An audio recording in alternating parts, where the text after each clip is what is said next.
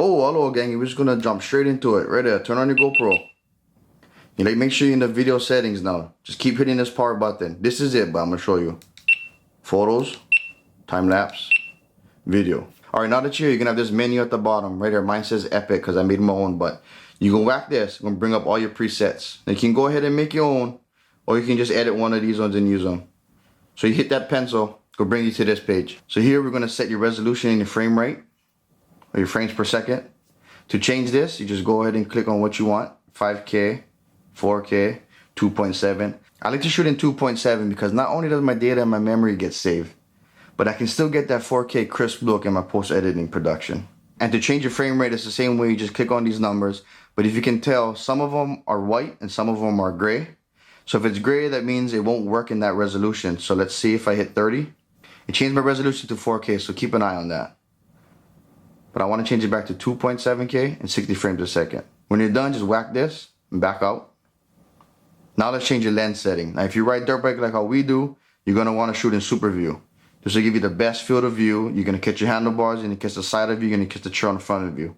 So that's perfect. Now this one is very important, guys. This is the hyper smooth. You want to set this to boost. I think by default it will be at standard or either off. But you just want to slide that to the top and max it out. The rest of the settings here you don't need to touch, but you can just follow on screen. Just change it and pause and go back. So I'm going pretty fast, guys, because I just want to get in and out. I know you guys got things to do, but if you stay with me to the end, I'm going to hit you with some bonus tips and tricks to get that cherry on top shot. So stick around if you want that. But let's get back into it. Right here, you're going to hit the Pro Tune section. This is where it gets a little nuts. So here, top left, you want to hit the bit rate. Take this up to high. Just like that. Shutter speed, leave it at auto. EV comp, you want a minus 0.5. It's going to bring the brightness down just a little. Give you that nice look. White balance, auto. ISO min, take that down to 100. And the max, hit that to 3200. And now we come to another important one, is the sharpness. But here you have an option. I like to use low because in my post-editing process, that's where I bring in my sharpness. But if you're not going to do any editing, I suggest putting that to medium. Do not use high. High is just going to make your footage look unrealistic. So keep that at medium. But for my sake, I use low. Your color, just whack that at natural. Your raw audio, you want to set this to high. Shoot that all the way up. And you win, just keep that at audio.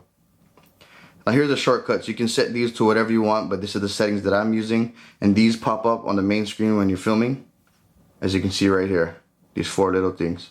But that's it, gang. You just rock those settings and you should have some killer footage. Yes, I.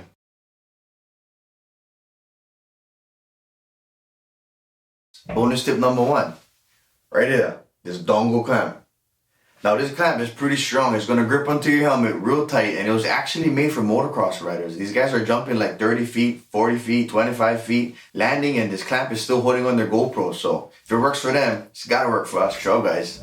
This is how it works. You just clamp this onto the front of your helmet, just like that, and bango, you got the perfect shot. So from my experience with riding and this setup and the settings that I just showed you, this right here captures it all. You got the side of you, you got your handlebars, and then you have the trails right in front of you. So you can see pretty much a good range. So when I first started riding, I thought right here was the best spot at the top of the helmet, but I found out 2 things real quick. You always see the front of your visor, and when you're getting into tight situations, riding underneath branches and trees, sometimes it snags and it rips off and you lose them.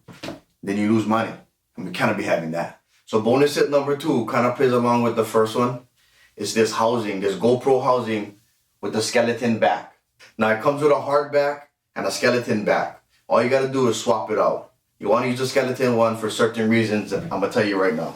Not only will this housing protect your GoPro, but the skeleton back is gonna be able to pick up the audio from your voice or from your bike, but not be overbearing. But it blocks all the mics, so when you're riding in the wind and going fast, you won't hear the wind or the sound. Now one thing to note is that when you put it on the mount, try to angle it up a little bit. If you see my helmet is straight, but the GoPro is facing a little up. You do this because as you're riding, you're kind of always looking down to see what's coming up ahead of you and the trails and the sticks and rocks. So as you look down, the GoPro should straighten out, and that'll be your best bet. And the third bonus tip I got for you guys is these right here. These white batteries. I think they're called Enduro batteries. Enduro GoPro batteries. But these last about double the length of the blue ones. So If you can, try to get 2 of these because 2 of these will last all day. Especially if you have a 256 gigabyte SD or bigger. I only run the 256, and with that and the settings that I showed you, you can get about 4 hours of footage, and these batteries will last easily 4 hours. So all the products that you just seen in this video, I'm going to have links to it in the description or in the comments, and you can use it to go check it out. But one thing to know is that when you go, I was showing you everything about the Hero 10.